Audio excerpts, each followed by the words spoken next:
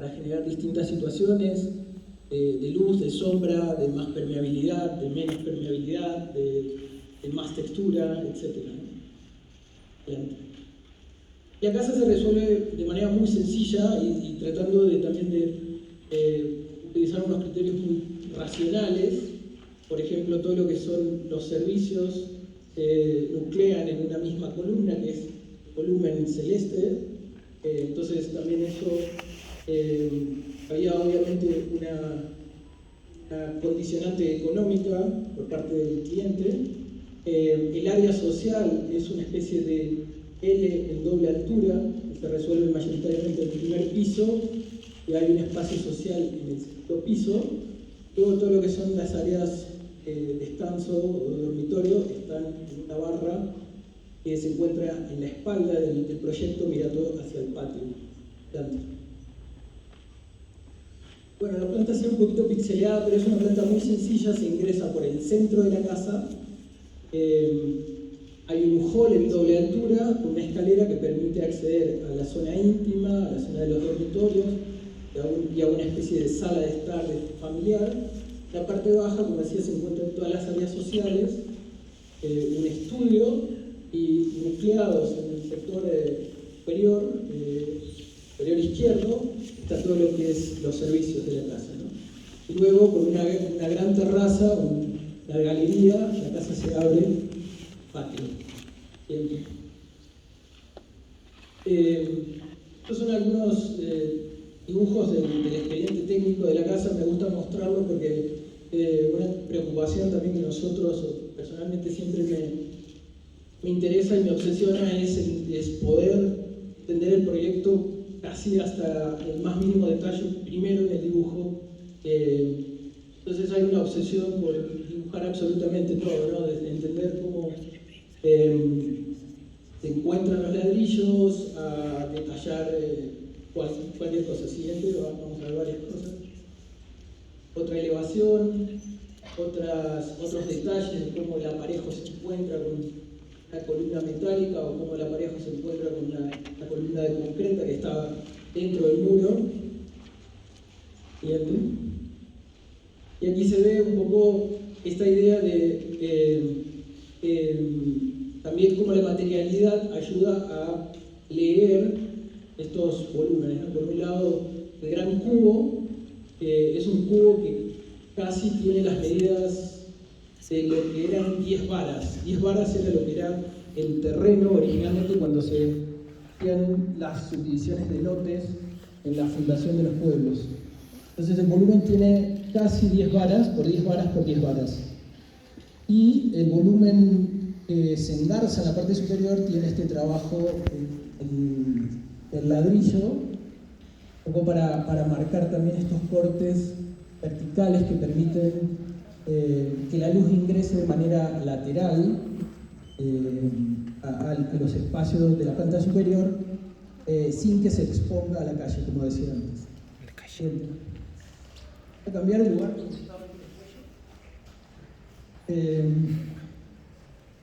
Este es también un detalle que me parece interesante mostrarlo un poco también por esta búsqueda casi obsesiva de tener absolutamente todo perfectamente entendido del proyecto, ¿no? Entonces, cómo esta pieza metálica que resuelve el alero de acceso también se encuentra con el muro y se encuentra aquí con la carpintería y cómo a su vez se resuelve, no se alcanza a ver muy bien, pero detalle tiene especificado cómo se resuelve la descarga de agua también, etcétera, etcétera, etcétera. Adelante. Estas son algunas fotos del proceso de construcción. Me parece que, no sé, me gusta casi que más verla en proceso de construcción que acabado.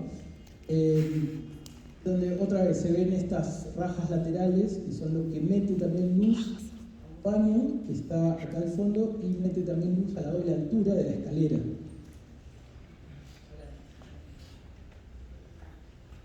Las fotos del proceso constructivo. Aquí está esta exploración que les contaba a algunos alumnos sobre tratar de hacer un muro de concreto a la vista, que bueno, fracasamos estrepitosamente.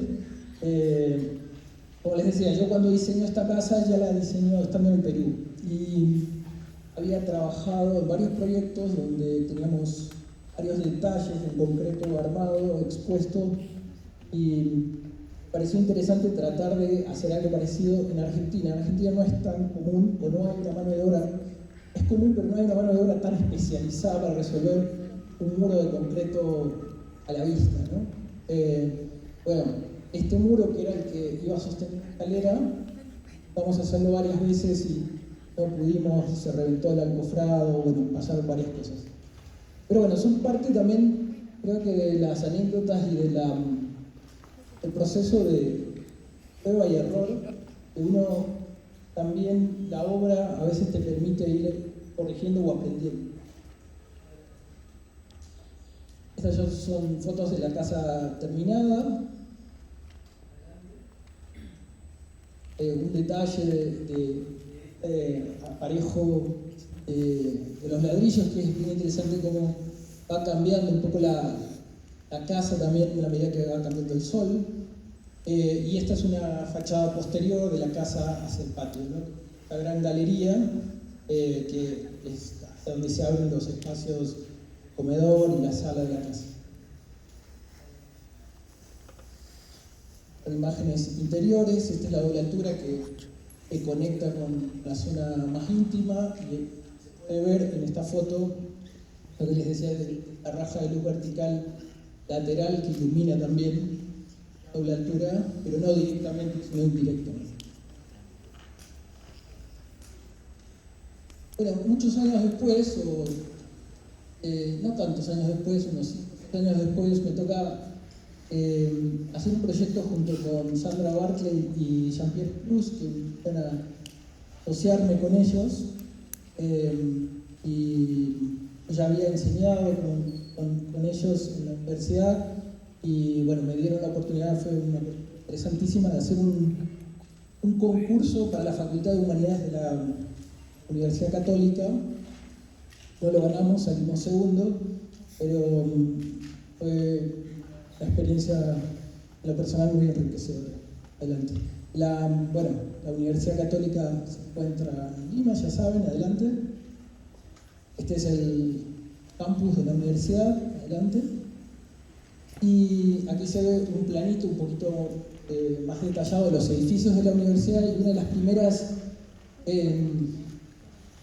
ideas o conversaciones que aparecieron casi al comienzo con Sandra y con Jean-Pierre era tratar justamente de recuperar este lenguaje, esta materialidad, esta esencia que tenían los edificios originales del campus de la Facultad de Arquitectura. En el planito de arriba se pueden ver en negro justamente todos los edificios más antiguos que tienen esta expresión muy honesta, diría yo, donde la estructura se muestra como estructura y el muro se muestra como muro, ¿no? Y esto se materializa en concreto o en ladrillo, ¿no? Entonces, fue como muy... Para nosotros fue como muy obvio decir que el proyecto tenía que de alguna manera hacerle un guiño o recuperar esa esencia de esos edificios. Adelante. Por otro lado, empezamos a explorar unas secciones, porque era un programa muy denso de archivos, zonas de profesores, cubículos de consultoría para alumnos, restaurantes, salas de lectura, muchísimas oficinas, ¿no? Entonces empezó claramente la idea de tratar de generar un edificio que, por un lado, genere una permeabilidad que permita conectar, y el edificio pueda ser atravesado, pero que también el edificio sea como un edificio topográfico que en algún momento permita subir a una especie de terraza elevada, ¿no? Por otro lado, resolver en unos sótanos todo lo que eran las áreas más técnicas de montaje, de depósitos, de laboratorios, de arqueología, etc., ¿no? Estos son unos primeros dibujos también, donde nuevamente aparece claramente esta idea de un volumen muy potente, muy fuerte, que era el que iba a resolver todo el programa de oficinas, y luego dos niveles muy permeables que permitían que el edificio fluya las plantas, en las primeras, segundas y en el semisótano, ¿no? Adelante. El proyecto se ubica en esta barra que se ve aquí, que es, los que conocen la Universidad Católica, este eje principal que está al medio es lo que se conoce como el tontódromo, que es el eje que articula casi todos los edificios. A la Católica la entrada principal está por este eje vertical que está un poco en diagonal. El edificio que está inmediatamente arriba es el edificio que hizo Rodo Cortegana en Patillosa, que se conoce como el Tincuy, que es un edificio para alumnos. Esta es la Facultad de Humanidades y también son áreas administrativas de humanidades, un auditorio existente que tenía que ser articulado con el nuevo edificio. Había una restricción muy clara de que el edificio tenía que no sobrepasar unos ciertos límites, entonces de alguna manera el partido lineal estaba fuertemente condicionado por eso. Adelante. Y aquí, bueno, podemos ver una de las secciones ya del concurso donde se ve una primera intención de que el proyecto baje a un semisótano donde se resolvían todo lo que son las salas de profesores, un auditorio o sala de reuniones para profesores. En el sótano se resolvía todo lo que era los laboratorios y depósitos. En el edificio elevado están las oficinas y en los dos pisos intermedios eran las zonas de acceso y las zonas de alumnos. Adelante. Y se puede ver la siguiente sección donde en un momento el edificio permite atravesar directamente por debajo y conectar con las zonas administrativas existentes de la Facultad de Humanidades. Y otra vez, ¿no? En una especie de mezanine están todas las zonas de alumnos, en los pisos superiores toda la zona de oficina. Siguiente. La tercera sección, lo que define esta idea de proyecto, es la idea de una rampa escalonada que permite a los alumnos acceder a este nivel superior, que son como unas terrazas donde también había una especie de comedor para estudiantes, etc. Esta es una de las imágenes del proyecto donde se ve claramente esa intención de un zócalo que por momentos es muy permeable, ya sea por abajo, en medio o por arriba, y un edificio que le decíamos un edificio cerámico que se resolvía con una celosía de ladrillo. Todo esto es una celosía de ladrillo que lo otro que buscaba era controlar el asoleamiento del edificio. ¿Por qué? Porque la ubicación que planteaba el concurso hacía que el edificio se enfrente al este a la mañana y al oeste en la tarde toda su longitud, con lo cual en todo momento estaba muy castigado por el sol, y entonces buscábamos de generar una especie de fachada, celosía, que a su vez sirva como filtro de la luz, ¿no? Adelante. En esta primera planta, bueno, se ve justamente esta idea de que el edificio es totalmente permeable en la primera planta y conecta con esta especie de caja que articula con el auditorio existente, genera un nuevo acceso al auditorio, y en los dos extremos hay una zona cultural de exposiciones y una zona de lectura. Pero el resto es una planta completamente libre, ¿no? Siguiente. La planta de docentes, que es una planta muy racional, que resuelve todos los currículos de profesores, unas terrazas en la parte posterior para unas reuniones más informales con docentes, y una zona de auditorio o sala de convenciones para docentes, y bueno, otras salas para profesores. Este sector era para consultorías con alumnos, tutorías con alumnos, perdón. Adelante. La planta de depósitos y de laboratorio de arqueología era una planta también muy clara, pero que 6 laboratorios se encontraban en estos patios, lo cual permitía que estén bastante iluminados, ¿no? Todo lo demás son depósitos. Adelante.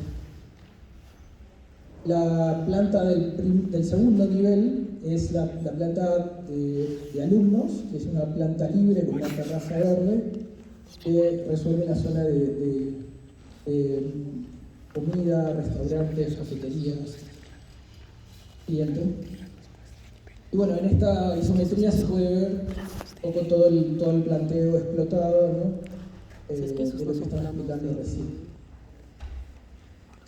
Una imagen que muestra justamente la posibilidad de que el proyecto sea atravesado también, pero que haya una conexión tanto hacia abajo como hacia arriba, ¿no? Hay un registro espacial de lo que está ocurriendo arriba y de lo que está ocurriendo abajo, y una conexión muy clara también con el eje central de la universidad, que es el topódromo, calle, esta vereda que articula todos los edificios. Siguiente. Aquí se ve esta rampa escalonada que permite acceder al segundo nivel a los estudiantes, pero que también es como una especie de espacio donde los alumnos se pueden echar. Y también una cosa que no mencioné es que había una serie de árboles de gran tamaño que el planteo busca conservarlos. Uno quedaba justamente en medio de esta rampa, ¿no? De esta rampa escalonada. Bueno, así es como un poco nos imaginábamos que se veía el edificio más de noche, en donde esta celosía que de día es muy opaca, de noche empieza como a iluminarse o a cambiar en función de las luces que trasluce desde adentro, ¿no? Algunas imágenes de la maqueta del concurso. Antes.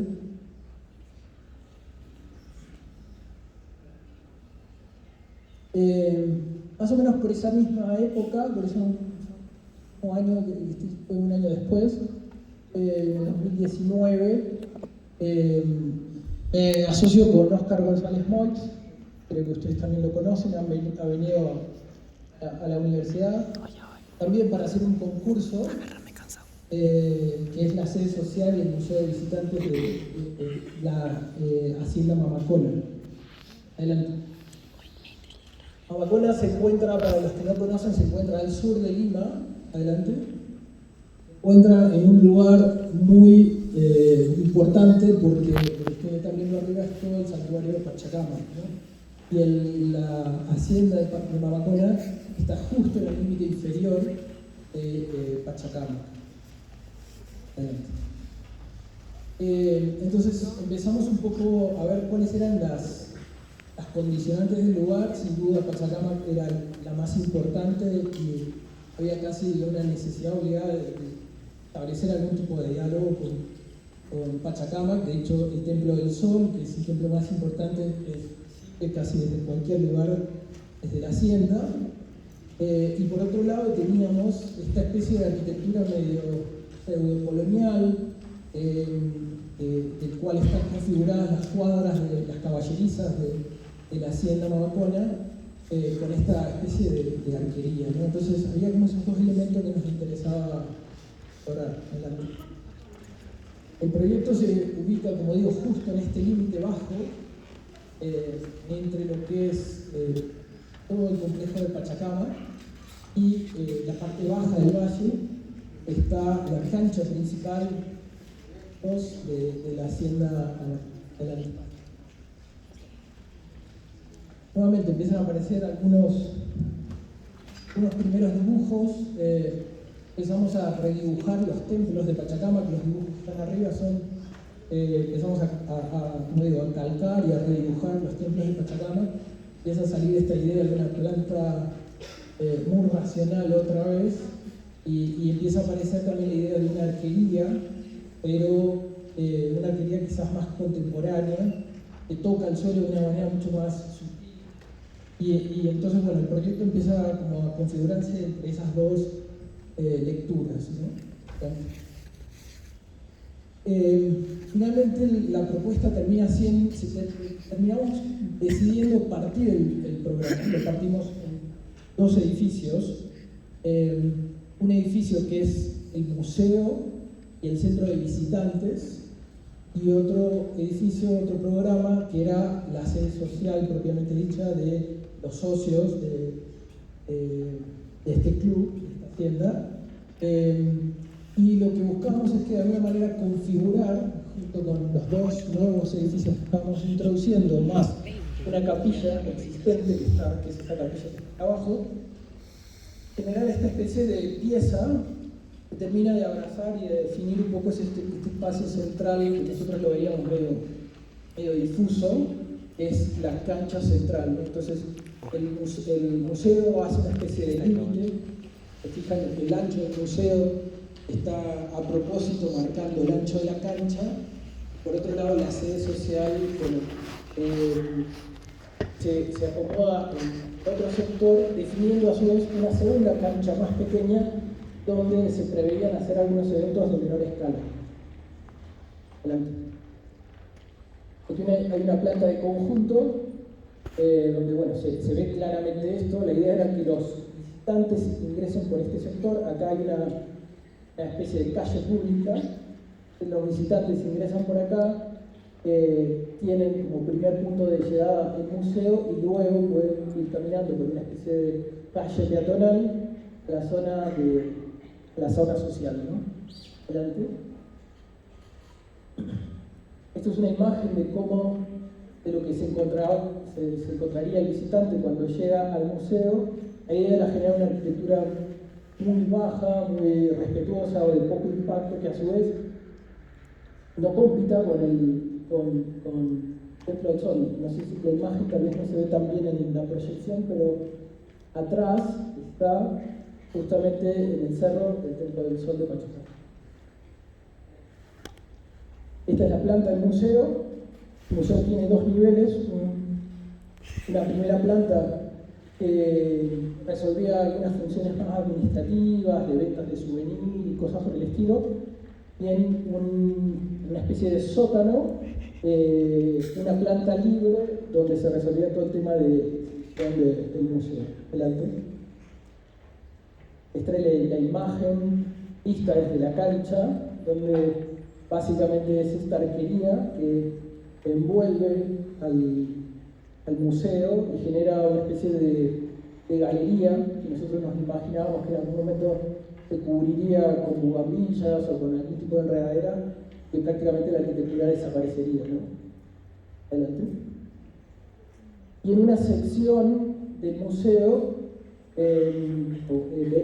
podemos ver cómo se generaba esta especie de estrategia de un patio lateral, longitudinal, que generaba una especie de jardín pseudoacuático que también permitía que el museo se ilumine y se ventile a través de esta especie de gran raja, ¿no? Adelante. La sede social sigue la misma lógica, ¿no? La lógica de una planta muy racional, donde básicamente hay un restaurante para los socios, una zona administrativa en la superior y una Zoom, este sector, definiendo una cancha de menor escala donde podrían haber eventos de baile, con caballos, etc. Esta sería la imagen de la sede social, un poco emulando también la imagen del museo.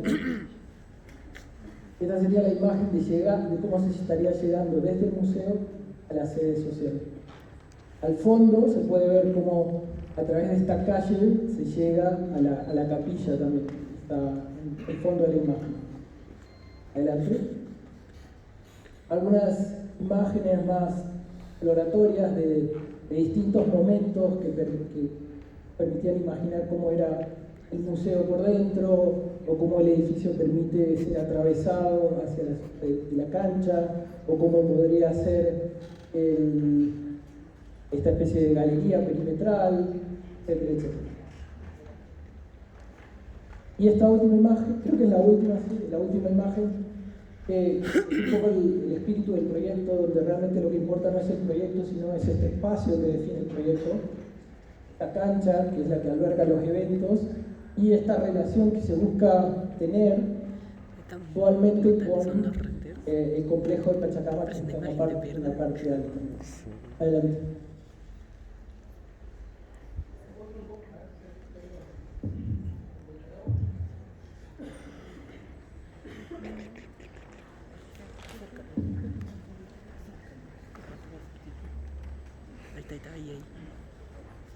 Es otro concurso que también lo hicimos asociados con Joana Zamora.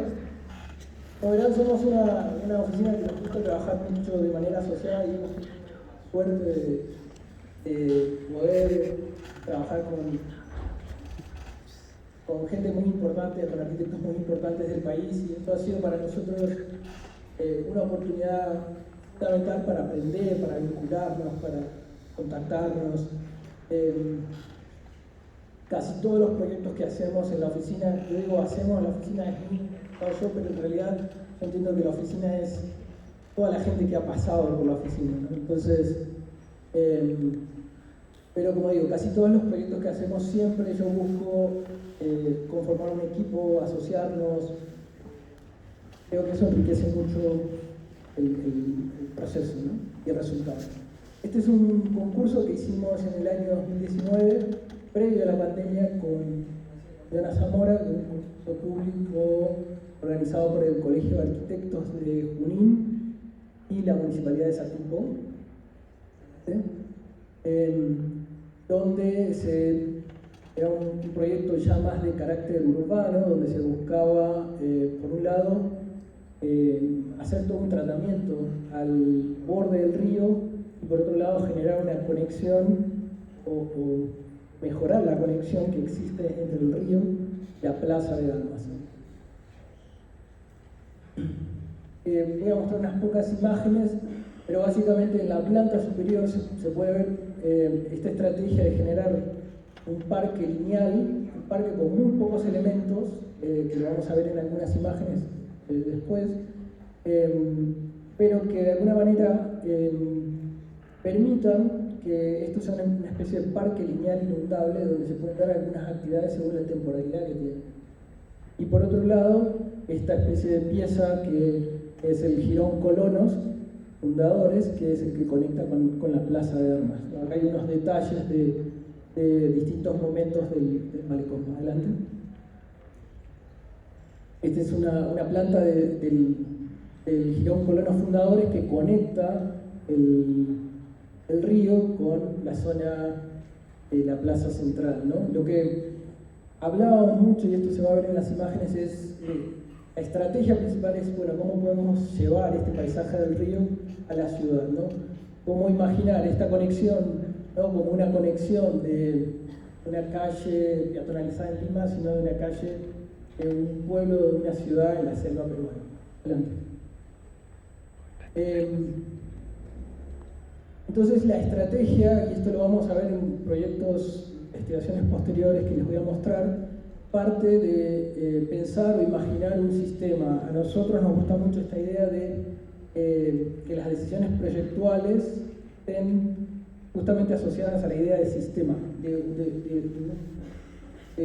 una serie de elementos que se puedan replicar y que a partir de la replicabilidad de estos elementos se pueda conformar algo más interesante, ¿no? Entonces, básicamente todo el sistema se podría sintetizar en estas 8 piezas o estrategias, que es la de un suelo de piedras, que es tratar de utilizar la materialidad local, un suelo de adoquines, un sistema de canalización de agua pluvial, que no solo se use como una manera de sacar el agua en momentos que llueve, sino que también puede ser un elemento paisajístico dentro de la ciudad, el mobiliario urbano, el tema de la gestión de la basura a través del diseño de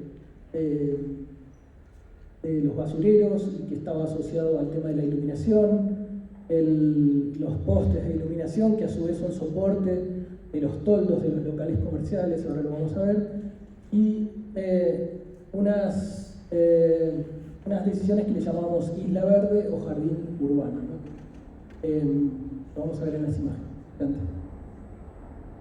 Este sistema de piezas permitía empezar a configurar distintas situaciones, algunas más urbanas y otras más asociadas a la lógica del río, ¿no? Adelante. Esta es una sección de cómo las piezas permiten ir resolviendo justamente la sección de la calle que se peatonaliza y cómo estas piezas que resuelven, por un lado, temas de iluminación, resuelven también la posibilidad de anclar todo lo que son los toldos comerciales que a su vez creíamos que era una cosa que debía tratar de ordenarse.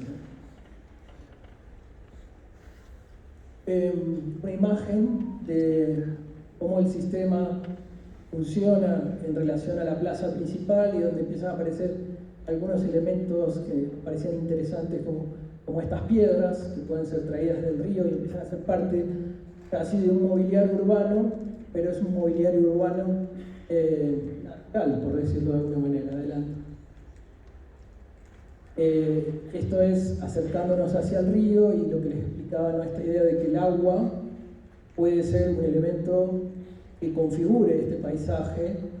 El diseño urbano no es diseño urbano de una calle, como les decía, en una ciudad genérica, sino que es una calle peatonal en una ciudad en la selva, ¿no? Entonces, la presencia del verde nos parecía muy importante, esta idea de traer el río y traer el paisaje del río a la ciudad a partir de estas acciones. Adelante. Esto ya es llegando hacia el río y cómo se articula con este puente, que era un puente existente, ¿no? Y que permite cruzar al otro lado del río. Adelante. Y en el sector del río la estrategia nuevamente pasaba por un sistema de piezas muy elementales prefabricadas que permitían configurar esta especie de espigones, que no eran solamente espigones, que en los momentos de creciente sirven para que el río no sobrepase ciertos niveles, pero también son la posibilidad de ingresar al río, de generar un mobiliario urbano, de bajar al río, ¿no? Y de esa manera se iba definiendo borde con muy pocos elementos, algunos techos bien permiten generar sombra en ese borde del río, pero la idea era siempre dejar el paisaje en su estado más original posible. Adelante. Otra imagen donde se muestra un poco lo mismo. Como ven, casi que la intervención es muy elemental, es este borde, es estas piezas prefabricadas que generan la bajada, que generan algunos mobiliarios, los techos, pero en esencia la idea del proyecto era potenciar el río y no poner un proyecto que esté por encima del paisaje, ¿no? El concurso lo ganamos, pero bueno, lamentablemente nunca nos pagaron el premio, es parte de las experiencias fallidas, y bueno, mucho menos se llegó a concretar. Pero otra vez, como experiencia como oportunidad de pensar un proyecto de estas características, los concursos, hoy que hablábamos en algunos de los talleres con los profesores, es sin duda de las oportunidades más interesantes que tenemos los arquitectos. Adelante. Ahora voy a saltar a una serie de proyectos que son más de tipo más urbano, por eso lo conecto con el proyecto anterior del Malecón, que no necesariamente son proyectos de arquitectura, sino que son estudios, consultorías, investigaciones. En este caso se trata de una consultoría que hicimos para la Municipalidad de La Molina, que es otro de los intereses que tenemos en la oficina, que son los proyectos más de carácter urbano, nos interesan mucho. Y el encargo de la municipalidad fue el de tratar de generar un proyecto que ellos llaman Proyecto de Recuperación de Calles, eso PRC. Pero que nosotros en realidad lo terminamos rebautizando a esta idea de nuevo sistema de movilidad y espacio público. Y les voy a explicar cuánto.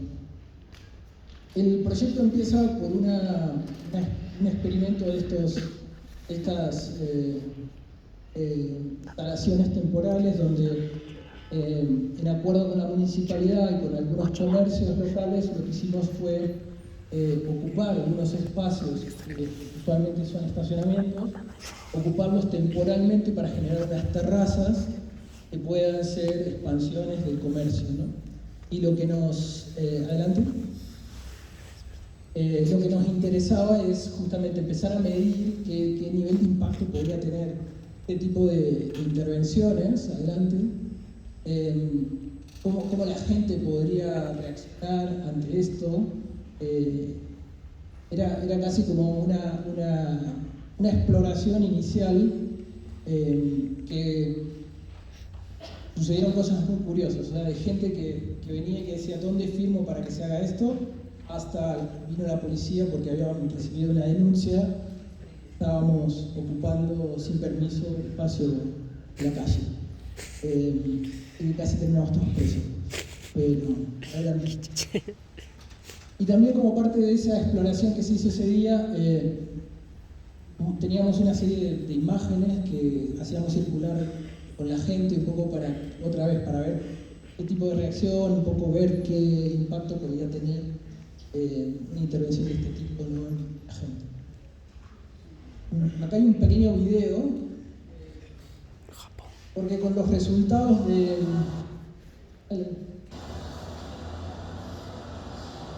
Dejo correr y después les explico.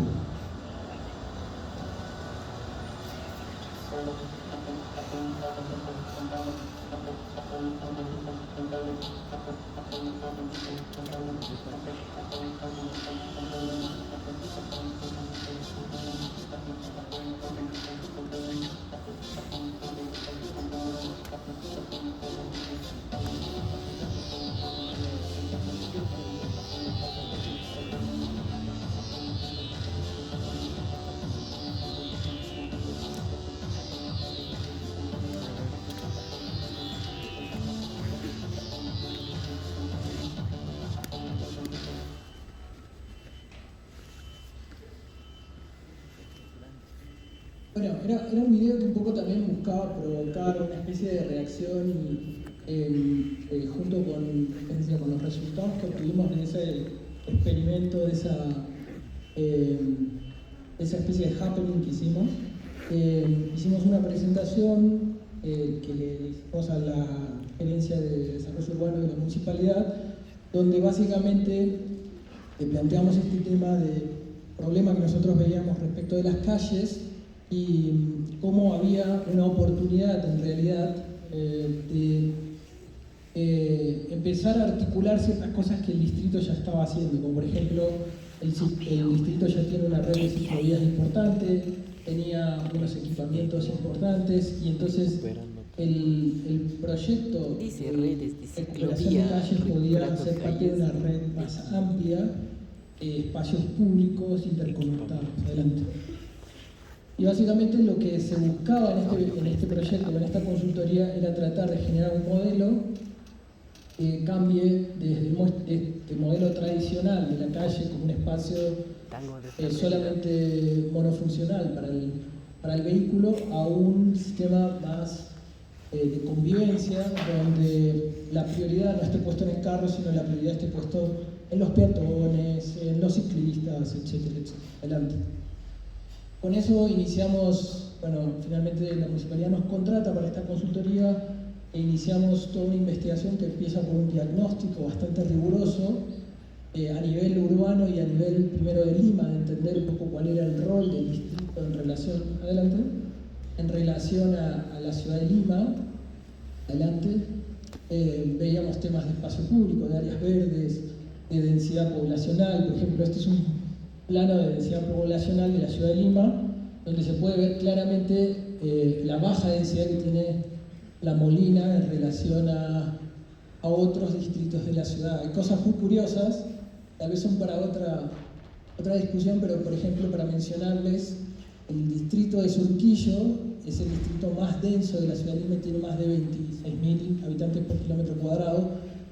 Si fuera una ciudad, estaría dentro de las 3 o 4 ciudades más densas del planeta, el distrito de Surquillo. Y por otro lado hay distritos que tienen una densidad muy baja. Adelante. Entonces, como parte de la investigación se definen una serie de problemáticas, una serie de oportunidades. Adelante, mucho en esto. Me interesa más contarles el proceso. Se hace un diagnóstico, otra vez a nivel urbano, muy riguroso de distintas variables, como por ejemplo espacios verdes, También dentro de esto surgen cosas bien curiosas, como por ejemplo se jacta ser uno de los distritos con mayor cantidad de áreas verdes por habitante, pero cuando uno se pone a analizar más detalladamente, uno ve que estos espacios públicos en realidad son bermas, son óvalos o son clubes privados que realmente no son de acceso para la población. Adelante. Se mapean temas patrimoniales, adelante. Otra vez, densidad poblacional del distrito, adelante. La densidad poblacional fluctuante, pero que tenía que ver en este caso con los centros educativos que hay en la zona, que nos parecía que era una población que entra y sale del distrito y que tiene un impacto importante en las dinámicas del mismo, adelante. Temas de flujos, adelante. El proyecto de ciclovías, que es el proyecto que tiene la municipalidad, adelante. Este es un plano que a nosotros nos pareció muy clave porque es un plano de accesibilidad de rejas, que tiene que ver con un fenómeno que también requeriría un estudio tal vez en todas las ciudades del Perú, pero que tiene que ver con el fenómeno de la privatización del espacio público. No todo lo que se ve en naranja son en realidad espacios tan enrejados, son calles enrejadas que solo pueden acceder los vecinos o que hay algún tipo de control. Entonces, esto otra vez levanta un poco la pregunta de, bueno, ¿en qué tipo de ciudades estamos viviendo? ¿No? Son ciudades donde nos enrejamos y nos aislamos nosotros mismos. Y bueno, y habla un poco también del desamparo que hay desde el punto de vista de los gobiernos para tratar estos temas. Adelante. Se mapeó calle por calle, local por local, se mapeó a través de un sistema de georreferenciación, se mapearon todos los comercios de la zona. Esto es bien interesante como proceso porque dividimos el distrito en 4 sectores y lo fuimos recorriendo, como digo, calle por calle, a través de los celulares, sistema georreferenciado, y íbamos mapeando cada tipo de comercio. Eso se registraba en una planilla y eso se cargaba automáticamente a una base de datos y esa base de datos luego se traduce en un plano georreferenciado. Esto nos permitía tener el día de la fecha todos los comercios que había. Adelante. Lo mismo se hace con los equipamientos urbanos, religiosos, de salud, etcétera, etcétera. Adelante. Y a partir de eso se diseña una matriz de prioridades que lo que buscábamos con esta matriz era determinar, bueno, cuáles son las variables importantes para determinar dónde podemos empezar un proyecto de recuperación de calles, porque obviamente no se puede empezar un proyecto de recuperación de todas las calles del distrito, pero sí se pueden priorizar, ¿no? Entonces veíamos que había una serie de variables. Las 2 primeras variables que tenían que ver con una alta presencia de comercio y con una conexión de ciclovía eran las 2 variables más importantes para empezar a detectar cuáles eran esos espacios de oportunidad en el distrito, y luego venían otras series de variables que tenían que ver con la actividad peatonal, con la población residente, con la de cercanía a equipamientos, etcétera, etcétera, etcétera. A partir de eso se elaboran unas interpolaciones de variables, es decir, se van cruzando distintas variables, por ejemplo, el tema de comercio, el tema de ciclovía o el tema de equipamiento, para ir determinando, todo esto es a partir de un software, para ir determinando dónde están estos espacios de oportunidad, ¿no? Empiezan a aparecer estas manchas, acá se prioriza todo el tema de comercio y ciclovía, adelante.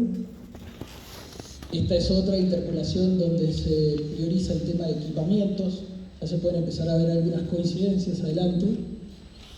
Y esta es una interpolación donde están cruzadas todas las variables y claramente se empiezan a definir unas zonas de mayor interés, ¿no? Adelante.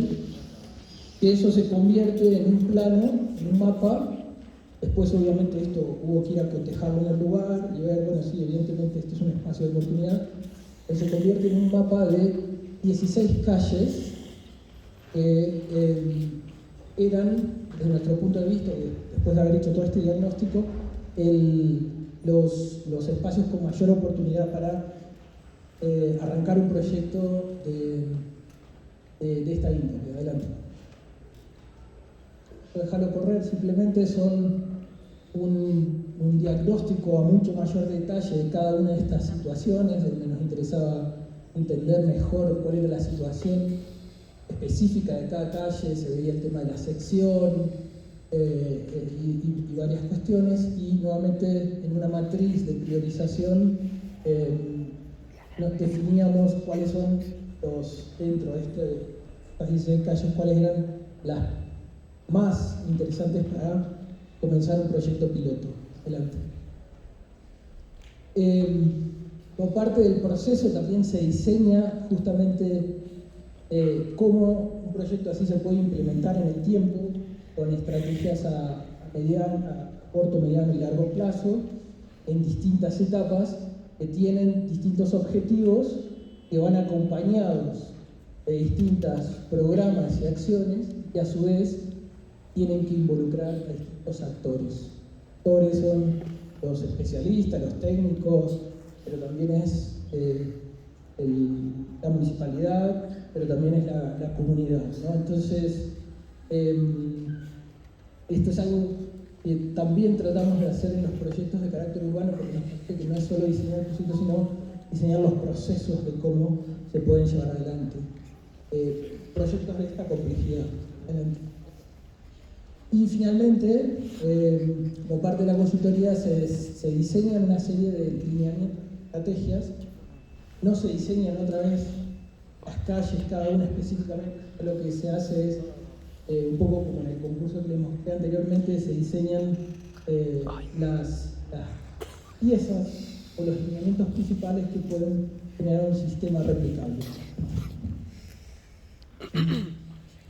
Como parte de las estrategias había 4, una primera que tenía que ver con el tratamiento de veredas y áreas verdes. Entonces se diagnosticaba un poco cuál es la situación actual y qué es lo que se propone. Por ejemplo, la situación actual es que la calle está muy fraccionada por la vereda, la berma, el cordón, la calle, y eso genera problemas de movilidad. Entonces, por ejemplo, la estrategia es trabajar con superficies continuas. En este caso, tener una claridad en cómo se ordenan los distintos usos, o sea, qué cosas vereda, qué cosas la ciclovía, qué cosas calle, etcétera, etcétera. Adelante. Por otro lado, otra de las estrategias tiene que ver con el mobiliario urbano. Antes no me voy a detener, solamente se los muestro como parte del proceso. Una estrategia que tenía que ver cómo es el tratamiento del comercio y de las fachadas de los comercios, que puede haber un cierto ordenamiento de esas cosas. Y finalmente una cuarta estrategia o lineamiento que tiene que ver con la articulación y la convivencia de los distintos sistemas de movilidad. Peatón, el ciclista, el bus, el carro privado, ¿no? Y cómo se debe, desde nuestro punto de vista, accionar en cada uno de esos sentidos. Adelante. Y eso generaba una especie de imágenes o de atmósferas, objetivos, de cómo la calle podría ser transformada. Una calle que normalmente es para el carro puede empezar a generar situaciones más ricas, no solo para el carro, sino para también peatones, etc. Adelante. Esta es otra calle, esa es la situación actual, y esta es como un poco como a partir de estas decisiones estratégicas se puede poner en práctica. Otra calle también. Otra vez la situación actual, donde claramente es una calle que está toda dedicada para circulación de carros y estacionamiento. La propuesta que surge un poco de toda esta consultoría. Adelante.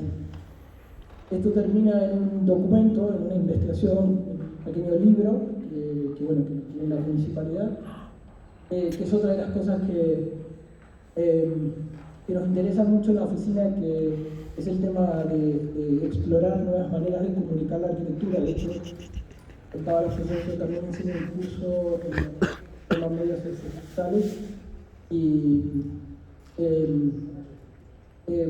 una consultoría tradicional probablemente traería unos expedientes, unos carpetones con un montón de antecedentes muy aburridos de leer, y creemos que un libro de estas características es mucho más accesible no solo para un político, sino para cualquier persona de la calle, ¿no? Ya, este es el anteúltimo de las cosas que les voy a mostrar y que tienen que ver un poco con lo mismo, con también una exploración, una investigación más personal que hemos hecho junto con el arquitecto Axel Jung. Se llama La estructura del vacío y que indaga sobre las manifestaciones culturales como elementos estructurantes de la ciudad. Es una investigación académica hecha en el marco de una maestría, pero que tiene algunas cosas interesantes que luego se han ido aplicando en otros contextos. Adelante. Vamos a empezar con un video.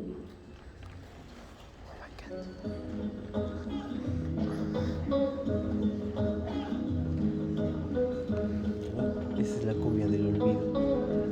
Sí. Así se llama.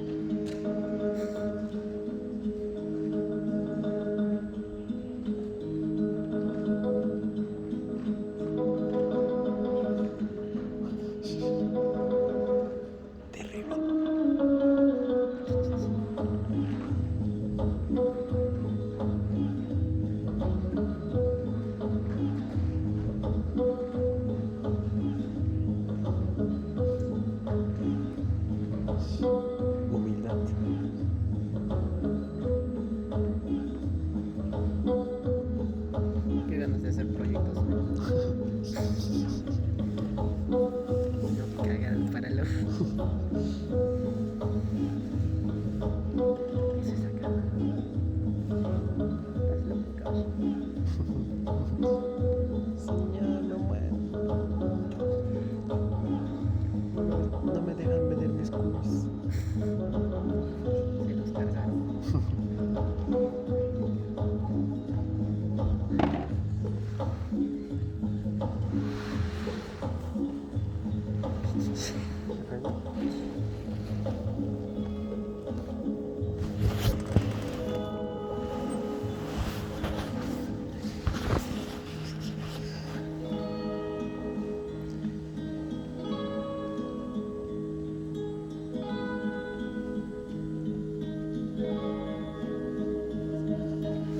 Los suburbios.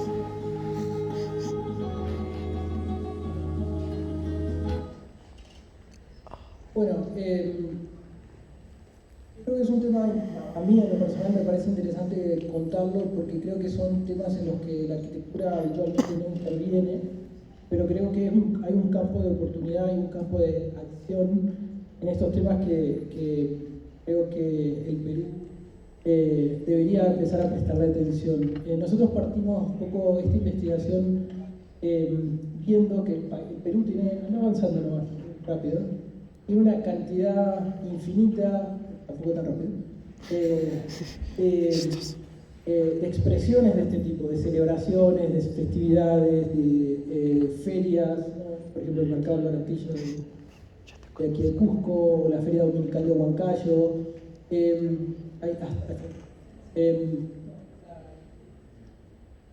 Otra vez, creo que son parte de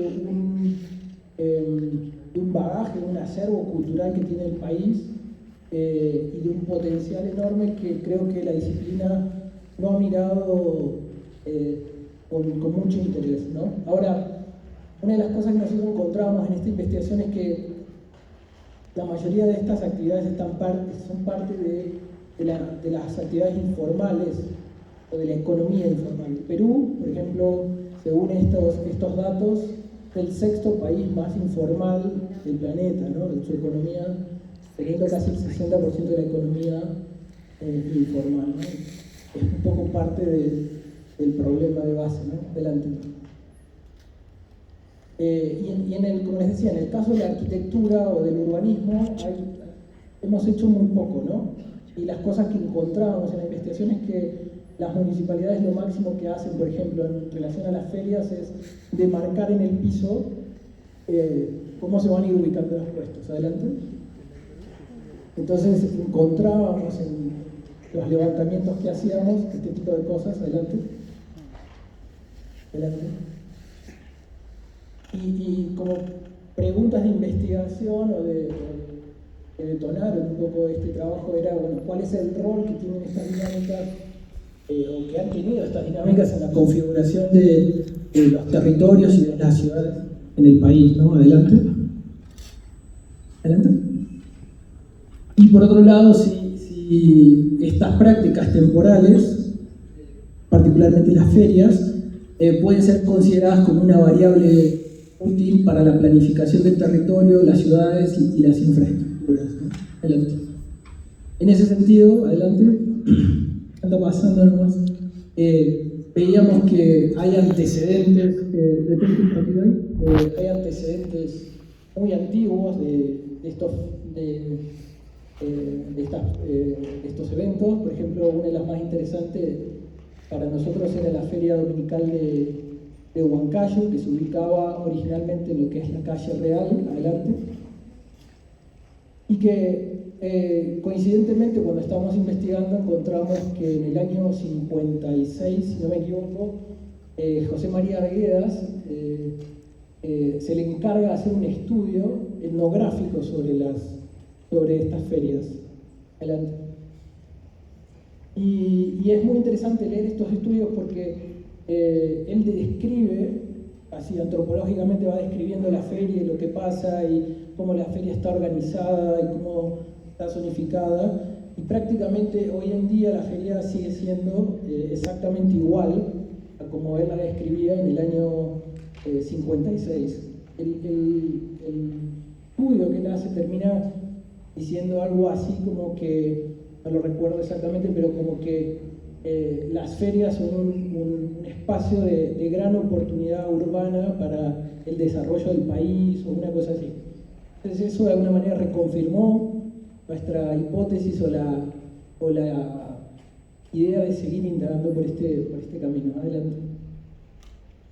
Más fotos de antecedentes estas son esto es Huancayo también, la foto de 1937, en realidad es una estampilla de 1937, adelante. También de la misma época, la Feria Dominical de la calle Real, adelante.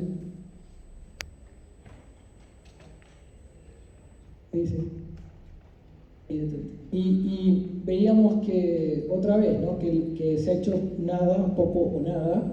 Esta es una foto de 1930 de la revista Life, y esta es una foto que tomamos nosotros en el 2018, cuando estábamos haciendo la investigación. Evidente que no se ha hecho absolutamente nada en relación a esto desde el punto de vista de la arquitectura o el urbanismo. Adelante.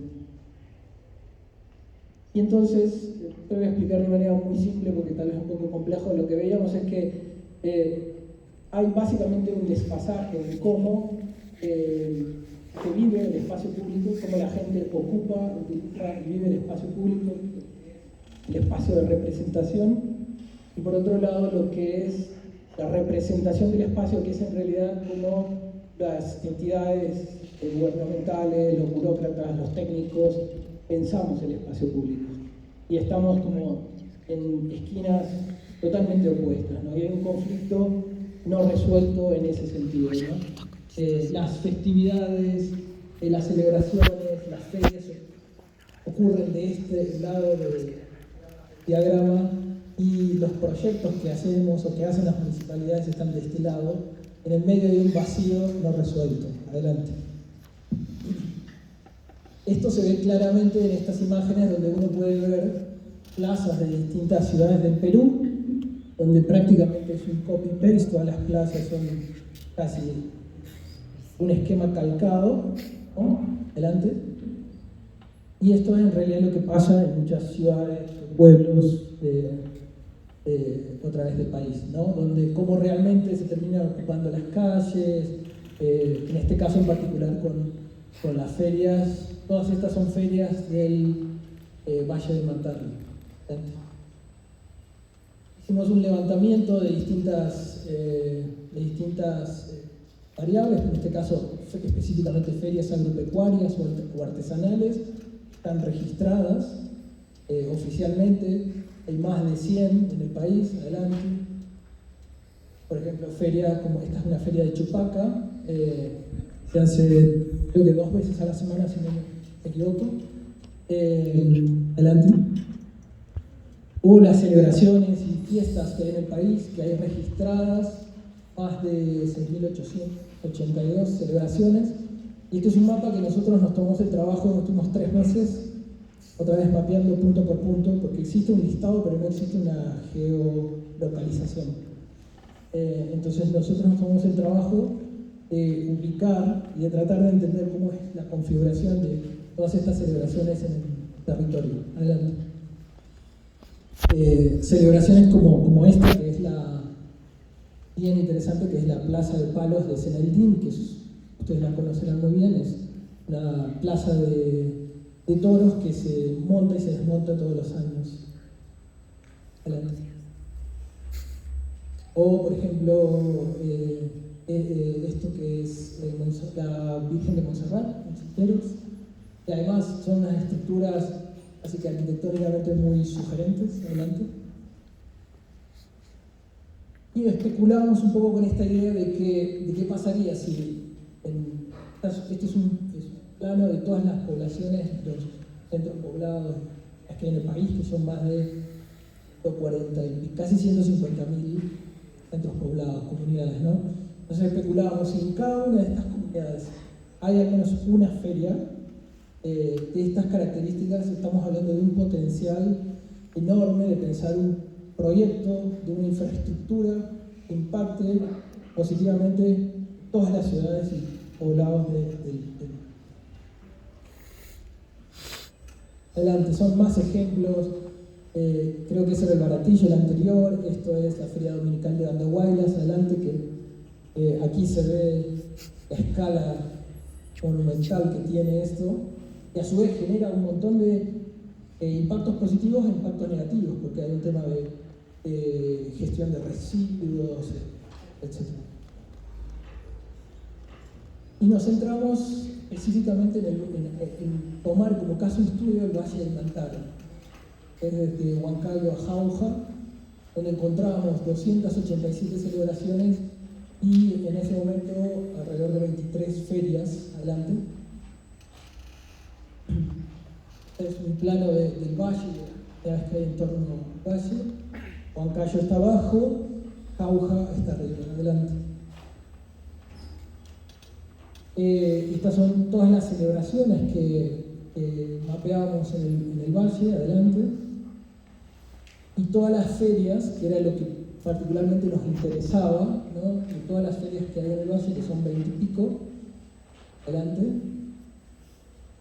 Y cómo también en torno a las ferias hay todas unas dinámicas comerciales y de movilidad muy interesantes, porque las ferias tienen una temporalidad, o sea, no son todas las semanas, sino que un día es en Huancayo, el otro día es en San Jerónimo, el otro día es en Chupaca, el otro día es en Jauja. Entonces, eso genera unas dinámicas de movilidad.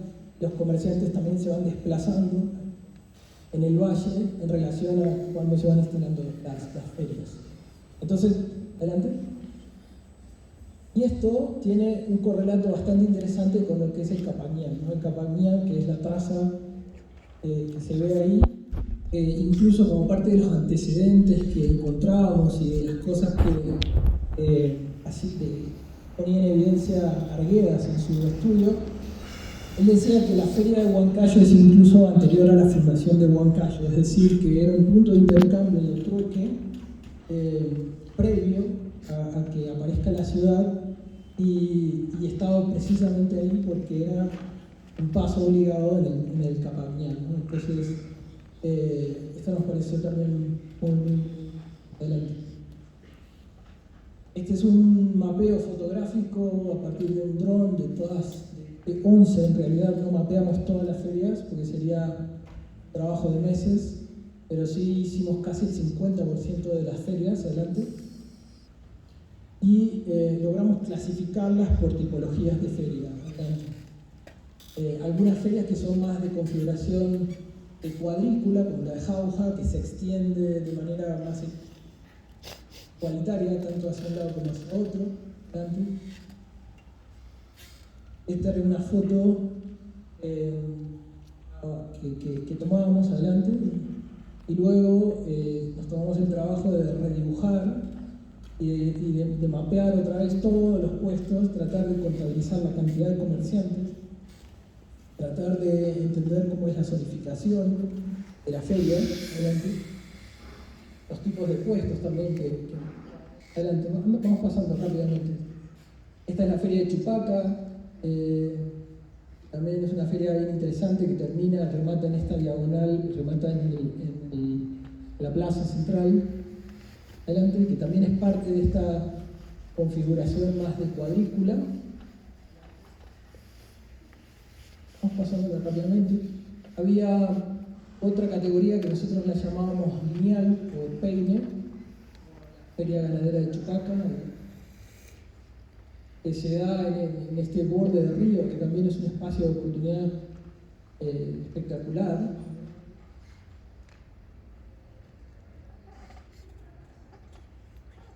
Esta es la del distrito de Chilca, que es interesante porque el distrito de Chilca, o la feria de Chilca, se da todo sobre la traza de la vía, luego se conecta con la feria de Huancayo, que es la transversal que sale hacia arriba. Casi entre las dos ferias es un recorrido de creo que casi 3 kilómetros.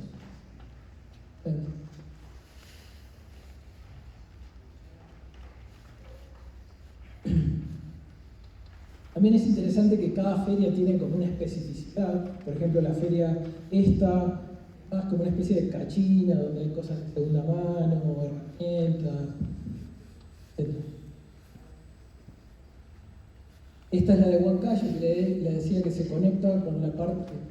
Esta es la feria de Chilca, y a partir de ahí empieza la de Huancayo, ¿no?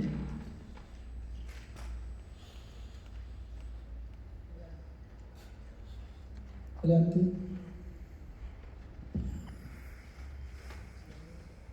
Distrito del Tambo, que también era otra feria lineal.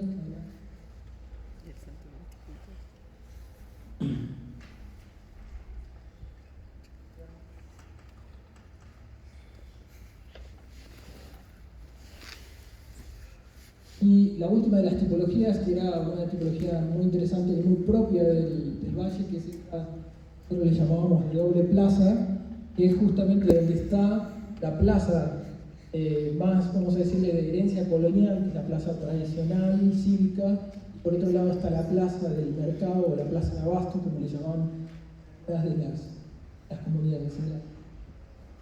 Esto genera también a nivel urbano una configuración de la ciudad bien interesante. Por ejemplo, la de Orcotuna claramente tiene esta configuración de doble plaza, adelante.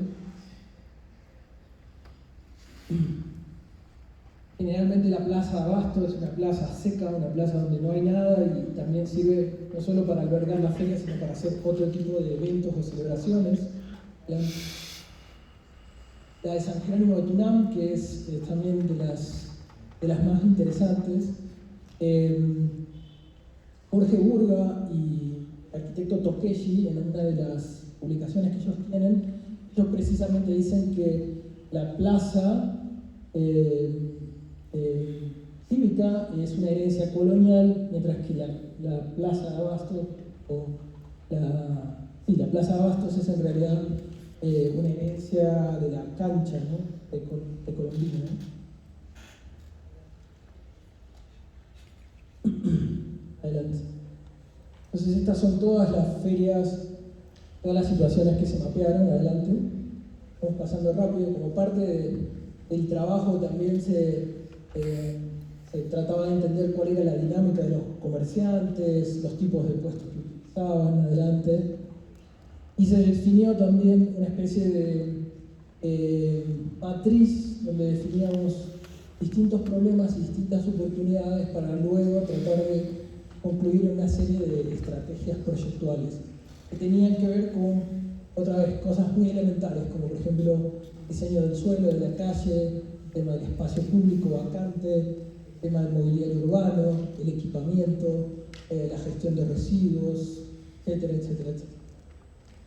Y a partir de todo esto se elabora una especie de proyecto hipotético, donde tomamos dos casos, adelante, tomamos dos casos donde tratamos de poner en práctica o a prueba algunas hipótesis, ¿no?, que teníamos. Tomamos la Feria Dominical de Huancayo y la de San Jerónimo de Tunam como casos de estudio para plantear este proyecto.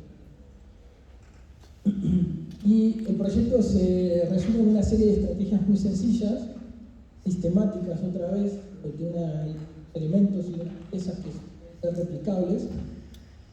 La primera tiene que ver con el manejo y la recuperación, por ejemplo, de técnicas locales, por ejemplo, estos suelos y estos pisos adoquinados son propios de cada comunidad. Adelante. Y por otro lado, el diseño de unas piezas mínimas, unos elementos muy sencillos, muy económicos, pero que a partir de una organización estratégica permiten proyectos mayores. Había unas piezas o unos bloques de anclaje que permitían ordenar todo lo que son los puestos, unas bancas, unos límites o unos volardos que permiten generar unos límites precisamente con la calle o con las veredas, sistemas de canalización de agua, luminarias, basureros, etc. Y por otro lado, un componente arquitectónico, pero que era temporal, pensado también como una arquitectura temporal, porque otra de las cosas que de alguna manera estas investigaciones nos llevaban a concluir es que no todas las arquitecturas tienen que ser permanentes o tienen que durar 100 años, sino que tienen que permitir justamente la flexibilidad y la adecuación a las necesidades que van apareciendo. Entonces este es un equipamiento que resolvía algunas funciones complementarias a la de la feria, ¿no? Era un equipamiento que permitía almacenar distintos materiales, como por ejemplo los puestos que se guardan en distintos almacenes, un área institucional que permitía que la municipalidad empiece a tener una presencia en estos espacios, unos espacios multiusos que permitían, por ejemplo, la reunión de los feriantes, por ejemplo. Así es como imaginábamos que se veía este equipamiento, que otra vez es una arquitectura temporal que no está pensada para durar 100 años, pero está pensada para resolver unas funciones específicas de manera muy rápida. Adelante, esta es la feria de Huancayo y entonces empezamos a detectar justamente algunos espacios de oportunidad a lo largo de este eje, que son estos vacíos urbanos, donde pensábamos que se podían empezar a producir unos espacios públicos de mayor importancia anexos a la feria. Adelante. Y donde además, puntos negros y amarillos, pueden empezar a aparecer estos equipamientos que diseñábamos ahí, que mostré anteriormente. Adelante. Entonces aquí hay como unas isometrías esquemáticas de cómo nos imaginábamos esto, ¿no? La feria con el espacio público, de alguna manera recupera la feria, le aporta un espacio de mayor calidad a todo este evento. Este es un detalle de cómo estas piezas mínimas se van organizando en la calle, ¿no? Y permiten ir adelante. Permiten que la calle se ocupe como feria o sea una calle. Adelante. Esta es una imagen de la calle funcionando como tal, adelante, y de la calle ocupada con la feria. Adelante. Y como complementariamente tendríamos estas plazas o espacios públicos que, como digo, estarían sumando a la calidad urbana del pueblo.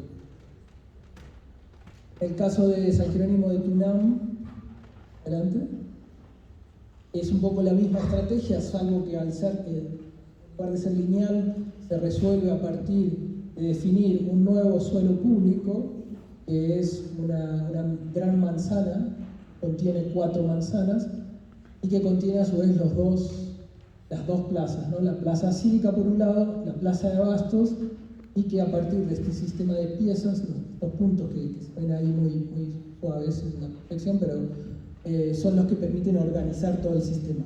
Adelante. Esta sería una planta del proyecto. El equipamiento aparece en la esquina superior derecha. Adelante. Y otra vez, bueno, como en esta isometría se puede ver ya el espacio con la feria ocupándola. Adelante. Una isometría de mayor detalle, bueno, se ven otra vez las piezas del sistema, ¿no? Los pisos, los límites, los sistemas de canalización, las bancas, las luminarias, los sistemas de anclaje para los puestos, etc. Adelante. Y unas imágenes muy atmosféricas muestran cómo podría ocuparse, no se podría el espacio. Con la feria, la celebración, con otra celebración, ¿no? Entonces, en realidad, la idea es que no haya un proyecto específico ni permanente, sino que es un proyecto que permite la adecuación a las necesidades que van ocurriendo. Bueno, es un esquema que no vale la pena explicarlo. Bueno, la investigación también termina en una publicación. Bueno, todavía tenemos la intención de convertirlo en un libro. Vamos a ver si seguimos el financiamiento. Ya para terminar, cortito, este es un proyecto que hemos hecho recientemente, pero que tiene que ver con todo esto anterior que hemos traído. Me parece importante contarlo, que también está hecho en sociedad con Sandra Jean-Pierre. Es una propuesta para el pabellón peruano de la Bienal de Venecia, que se está llevando a cabo ahora precisamente. Quedamos dentro de los 3 seleccionados, pero los que ganaron fueron Alexia León y Lucho Marcial. Adelante. Y que, bueno, lo llamamos infraestructuras cooperativas. Adelante. Y que parte un poco de esta idea de confrontar esta idea de la tecnología o del paradigma tecnológico en su máxima expresión, por ejemplo, con el carro eléctrico de Tesla, y confrontarlo con el paradigma que nosotros llamamos fuera del paradigma tecnológico, donde el valor agregado no está puesto en cuánto desarrollo o tecnología hay puesta, sino cuánta creatividad permite resolver una cosa tan sencilla pero tan compleja. Adelante. Esto en la arquitectura para nosotros era claramente confrontar estas dos cosas, ¿no? Estas dos realidades, ¿no? La de un puente construido bajo el paradigma tecnológico y puente construido fuera del paradigma tecnológico, ¿no? El puente de Huachaca es precisamente esa idea de lo que nosotros entendíamos que era una infraestructura cooperativa, donde el valor está puesto justamente en esa capacidad cooperativa de la gente, ¿no? Adelante. Y en ese sentido nos pusimos a investigar a nivel del país todos los ejemplos que encontrábamos. Había muchos más, pero los sintetizamos en esto de estas infraestructuras cooperativas, ¿no? Desde edificaciones públicas hasta vivienda, hasta infraestructuras productivas, hidráulicas, de conectividad como el puente, ¿no? Adelante. Bueno, y ahora les voy a mostrar la propuesta del pabellón. Adelante. En realidad es muy sencilla. Adelante. Esto es la nave que tiene asignada Perú, que es la nave la antigua, de lo que era, bueno, vale, vamos a ver. Y la propuesta lo que hace es, con elementos muy sencillos, construir un primer momento, que es esta especie de ingreso, que es una pantalla que tenía, habíamos pensado que tenía 1800 piezas de cobre, donde estaban grabadas los nombres de las 6.800 comunidades campesinas y comunidades campesinas que todavía guardan algún tipo de actividades de este tipo. Esto está registrado en el Ministerio de Cultura. Y por otro lado, esto estaba acompañado de una muestra de paneles que contaban cada una de las infraestructuras que nosotros habíamos ido investigando. En el centro, como pieza protagonista, un sector del puente que es Huachaca. Esta es una planta del pabellón, adelante. Una sección, ingresa al pabellón por allá, está esta especie de pantalla que separa un poco, pero que a su vez permite ver el puente como pieza principal, y al final hay una proyección de distintos materiales audiovisuales. Adelante.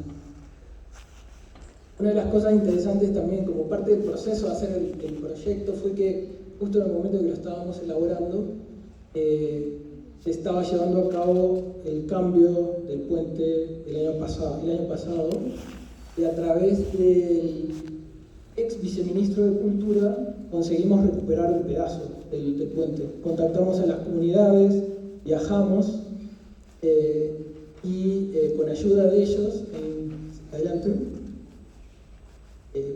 es un video cortito. Viajamos a registrar el proceso y con acuerdo de la comunidad se rescató una parte del puente.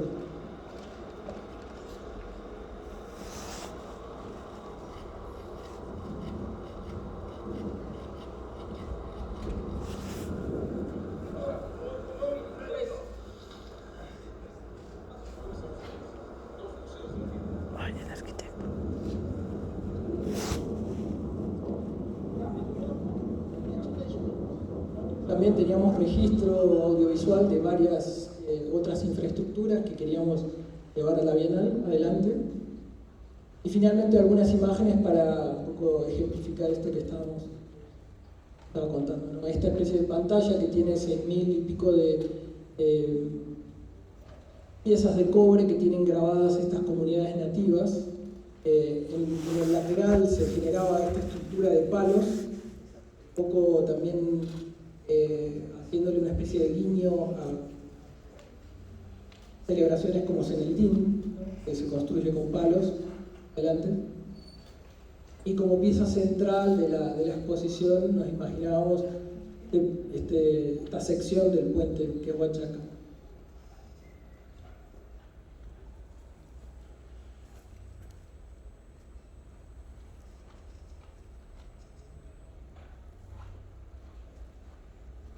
Y eso es todo. Gracias. Perdón si me extendí.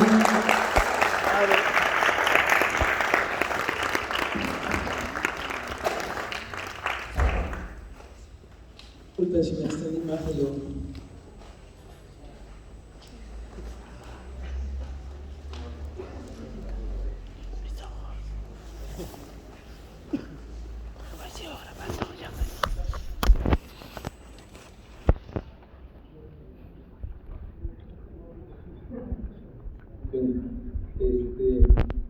Muchísimas gracias por la charla. Yo creo que podemos darnos unos minutitos, si te parece, para que los chicos puedan hacer alguna pregunta, ¿no? Eventualmente sobre lo que han visto hoy y también sobre lo que has estado desarrollando estos 2 días con nosotros, ¿vale? ¿Sí? ¿Hay alguna pregunta que tengan hoy para... ¿no? ¿Alguien? Bueno, los profes, pero...